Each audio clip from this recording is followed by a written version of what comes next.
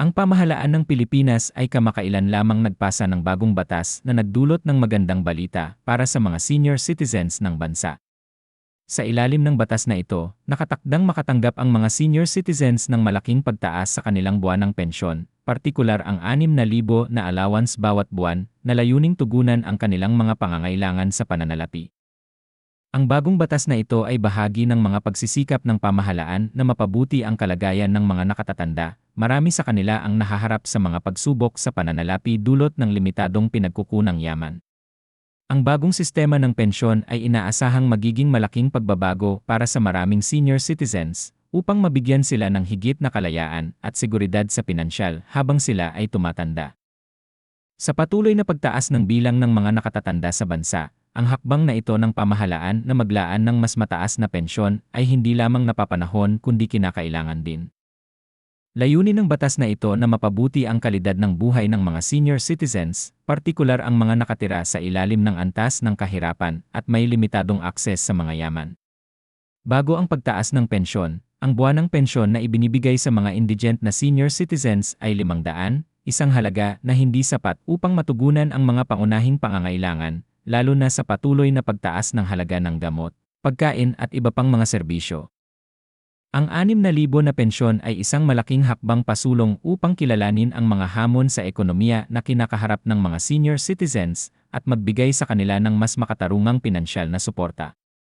Sa dagdag na pensyon, mas madali nang matutugunan ng mga senior citizens ang kanilang pang-araw-araw na pangangailangan, tulad ng pagbili ng mga gamot, pagbayad sa mga serbisyo ng kalusugan, at pagpapastol ng pagkain at iba pang mga pangangailangan. Isa sa mga pangunahing benepisyo ng bagong batas ay ang pagtutok nito sa mga indigent na senior citizens na siyang pinakakailangan at pinakamahina. Ang mga individual na ito, na madalas walang matatag na pinagkukunang yaman, ay umaasa sa mga programa at tulong mula sa gobyerno upang makaraos.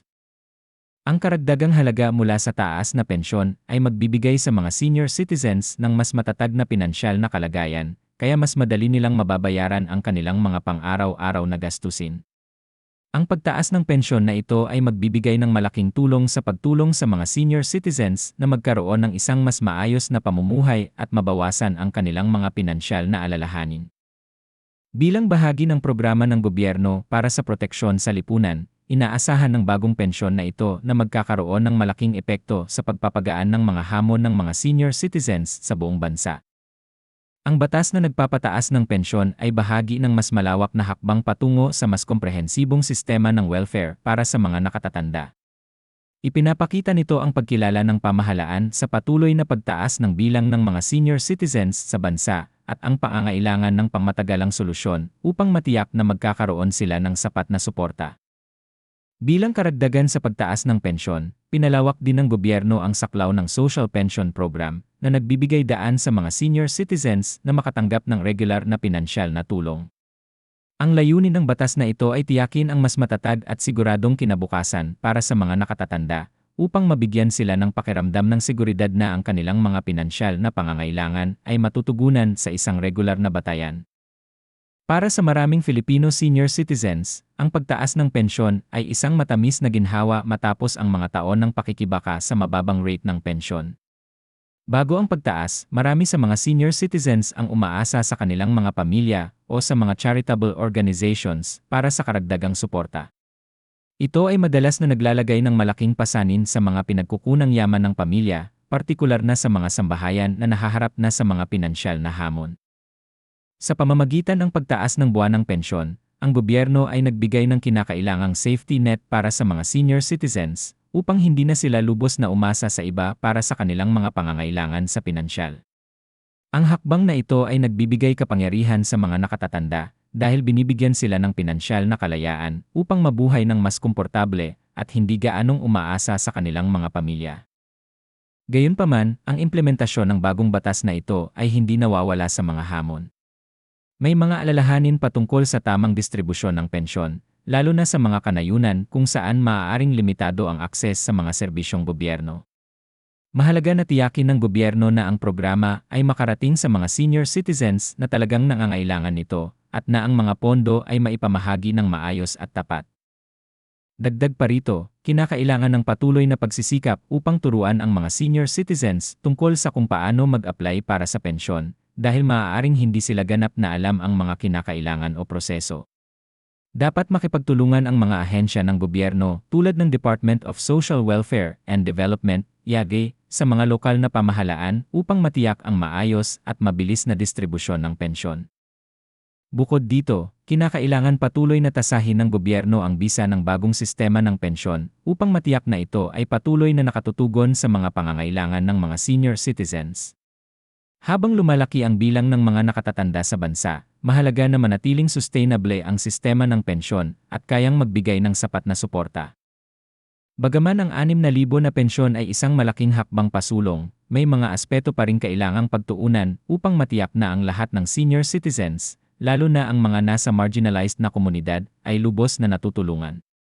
Habang patuloy na tumataas ang halaga ng mga bilihin, magiging mahalaga na regular na suriin ang rate ng pensyon upang tiyakin na ito ay sapat upang matugunan ang mga pangangailangan ng mga senior citizens. Ang 6,000 na buwanang pensyon ay magkakaroon din ng positibong epekto sa mas malawak na ekonomiya, partikular sa aspetong ng consumer spending. Sa pagkakaroon ng mas maraming disposable income, magkakaroon ng kakayahan ang mga senior citizens na bumili ng mas maraming mga produkto at serbisyo na magpapalakas sa mga lokal na negosyo at makikinabang sa paglago ng ekonomiya. Ang pagtaas ng kakayahan sa paggastos ay partikular na mahalaga sa konteksto ng isang bansang patuloy na bumangon mula sa epekto ng pandemya ng COVID-19, kung saan maraming negosyo ang nahirapan upang manatili. Habang ginagamit ng mga senior citizens ang kanilang pensyon upang bumili ng mga pangangailangan, nakatutulong sila sa pagsuporta sa mga negosyo at nagpapalago ng ekonomiya. Bukod pa rito, ang pagtaas ng pensyon ay hindi lamang tungkol sa pagbibigay ng pinansyal na suporta, ito rin ay nagpapakita ng pangako ng gobyerno na tiyakin na ang mga nakatatanda ay tratuhin ng may respeto at dignidad.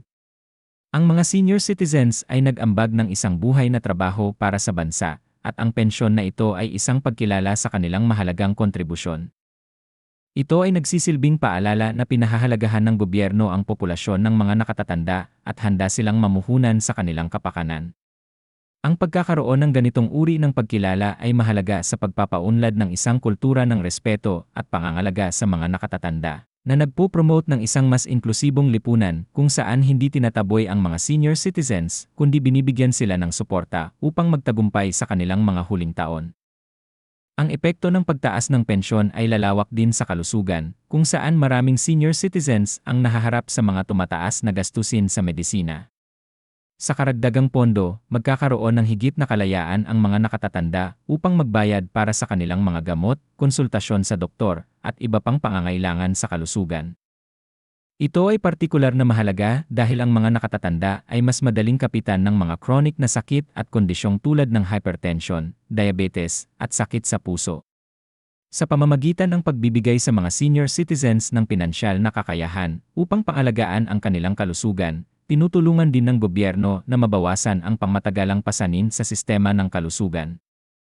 Bukod pa rito, ang batas na nagpapataas ng 6,000 na buwanang pensyon ay bahagi ng mas malaking pagsusumikap upang lumikha ng isang mas sustainable at inklusibong sistema ng welfare para sa lahat ng mga Filipino, hindi lamang para sa mga nakatatanda.